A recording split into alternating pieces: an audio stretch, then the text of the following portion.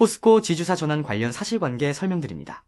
포스코는 급변하는 경영 환경에 신속히 대응하고 지속 성장하기 위해 지주사 체제로의 전환을 결정하였습니다. 기존 포스코의 그룹 사업과 투자 관리를 전담하던 기능을 분리하여 지주회사 포스코홀딩스를 설립키로 이사회와 임시 주주총회를 통해 결정하였습니다. 서울에 근무하는 그룹 경영 담당 조직 일부가 지주사로 분리되는 것이며 그대로 서울에 있는 것입니다. 그렇기 때문에 지주사 체제 전환으로 포항 지역 인력이 유출되고 세수가 감소되고 투자가 축소된다는 것은 사실이 아닙니다. 최근 포스코의 지주사 전환에 대한 지역사회의 관심에 대해 설명드리겠습니다. 첫째로 포스코는 포항을 떠나지 않습니다. 철강회사 포스코의 본사는 여전히 포항이라고 정관에 명시하였습니다. 포항에 주재하는 포스코 직원 수는 지난 2018년 8,219명에서 2021년 8,942명으로 700여 명이 증가하였습니다. 주재지를 포항으로 옮긴 직원 일부는 2021년 포항 주소각기 운동에 동참하기도 하였습니다.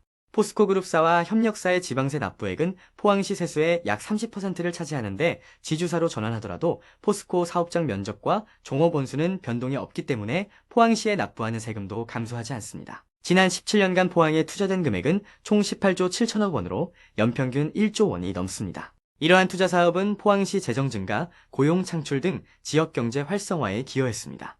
둘째로 미래기술연구원의 연구성과는 결국 포항의 발전으로 이어질 것입니다.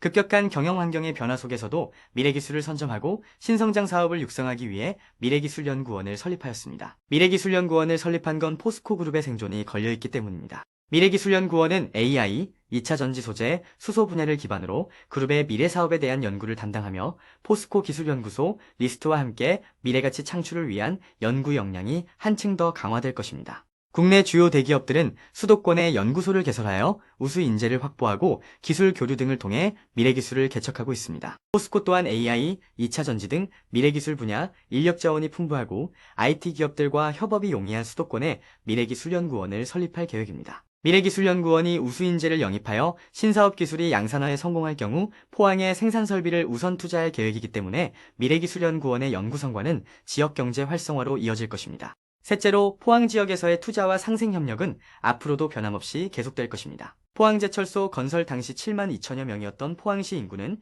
7배 증가하였으며 포항시 재정은 7,000배 이상 증가하였습니다. 철강 사업은 포스코 그룹의 핵심 사업으로 포스코는 그룹의 중추적인 역할을 담당할 것이며 수소 환원제철과 수소 2차 전지 등 신성장 사업에 대한 지속적인 투자는 포항의 미래를 더욱 밝게 할 것입니다. 포스코는 지난 50여 년간 소리 없이 세상을 움직였습니다. 세계적인 대학 포스텍을 설립해 포항을 교육도시로 육성시켰으며 지난해에는 파크1538, 스페이스워크, 체인지 업그라운드를 설립하여 포항을 관광 및 벤처 창업의 도시로 성장하는 데 일조했습니다.